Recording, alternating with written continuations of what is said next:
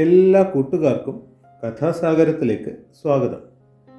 ഇന്ന് നമ്മൾ പറയുന്നത് കാകോലുകീയത്തിലെ 17ാമത്തെ കഥയാണ്. മേഘവർണ്ണന്റെ ആവശ്യപ്രകാരം സ്ഥിരജീവി പറഞ്ഞ കഥയാണിത്. ഒരിടത്ത് മന്ദവിഷൻ എന്നു പേരായ വൃദ്ധനായ ഒരു കൃഷ്ണസർപ്പം വസിച്ചിരുന്നു. സുഖമായി ജീവിതം കഴിക്കാൻ ഉപായം ആലോചിച്ചുകൊണ്ട് അവൻ ഒരു കുളത്തിനടുത്തു ചെന്നിരുന്നു. അപ്പോൾ ഒരു തവള ചോദിച്ചു, നിങ്ങളെ ഇപ്പോൾ ഇങ്ങോട്ടൊന്നും കാണാനില്ലല്ലോ. പാമ്പ് മറുപടി പറഞ്ഞു, ഇന്നലെ സന്ധ്യയ്ക്ക് ഞാനൊരു തവളയെ പിടിക്കാൻ ഒരുങ്ങുമ്പോൾ അവൻ വേദാധ്യായനം ചെയ്തുകൊണ്ടിരിക്കുന്ന കുറെ ബ്രാഹ്മണരുടെ ഇടയിലേക്ക് ചാടി ഒളിച്ചിരുന്നു. ആ സമയം കുളത്തിൽ കുളിച്ചുകൊണ്ടിരുന്ന ഒരു ബ്രാഹ്മണ ബാലന്റെ കാൽവിരൽ കണ്ട് തവളയാണെന്ന് തെറ്റിദ്ധരിച്ച് ഞാൻ ചെന്ന് കടിച്ചു. ബ്രാഹ്മണ ബാലൻ മരിച്ചുപോയി. അദ്ദേഹത്തിന്റെ അച്ഛൻ ദുഃഖം സഹിക്കാതെ എന്നെ ശപിച്ചു. നിരപരാധിയായ എൻ്റെ മകനെ കടിച്ചു കൊന്ന പാപം മൂലം നീ തവളകളെ ചുമന്ന് നടക്കുമാറാകട്ടെ. അവർ സന്തോഷിച്ചു തരുന്നത് കൊണ്ട് മാത്രം ജീവിതം കഴിക്കാൻ ഇടവരട്ടെ.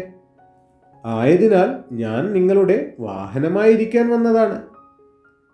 തവളകൾ പരസ്പരം ഈ വിവരം പറഞ്ഞറിഞ്ഞ് സന്തോഷിച്ചു. ജലപാതൻ എന്ന തങ്ങളുടെ ചക്രവർത്തിയെയും അവർ വിവരമറിയിച്ചു. ജലപാതൻ സന്തോഷത്തോടെ കുളത്തിൽ നിന്നും കയറി മന്ദവിഷന്റെ ഭണത്തിൽ കയറി ഇരിപ്പായി. മറ്റ് തവളകളും പാമ്പിന്റെ പുറത്ത് യഥാർഹം കയറിപ്പറ്റി. മന്ദവിഷനാകട്ടെ ഈ തവളകളെയും കൊണ്ട് അവിടെയെല്ലാം ചുറ്റി നടന്നു. അടുത്ത ദിവസം മന്ദവിഷൻ ക്ഷീണഭാവത്തിൽ മെല്ലെയാണ് ഇഴഞ്ഞത്.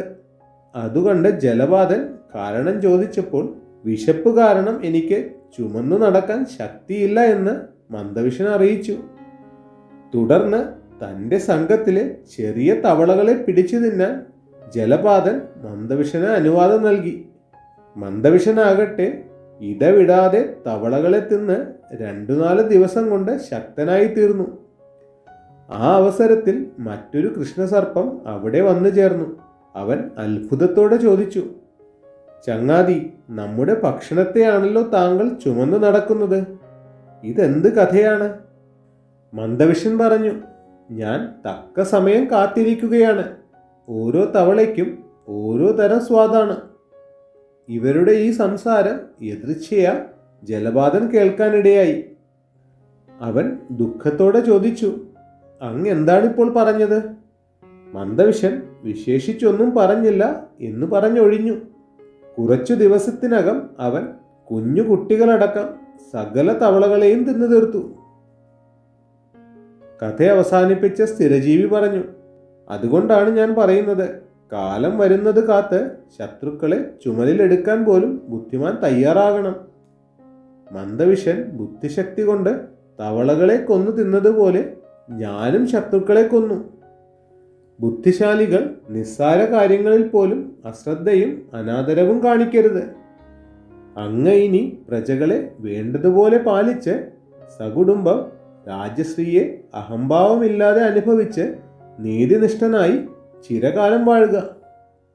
സ്ഥിരജീവിയുടെ ഉപദേശമനുസരിച്ച് മേഘവർണ്ണൻ വളരെ കാലം ഐശ്വര്യത്തോടെ നാടുവാണു. പഞ്ചതന്ത്രത്തിലെ 3ാമത്തെ തന്ത്രമായ കാകോലുകീയത്തിലെ കഥകൾ ഇവിടെ അവസാനിക്കുകയാണ്. 4ാമത്തെ തന്ത്രമായ ലബ്ധപ്രണാശത്തിലെ കഥകൾ അടുത്ത ഭാഗത്തിൽ തുടങ്ങാം.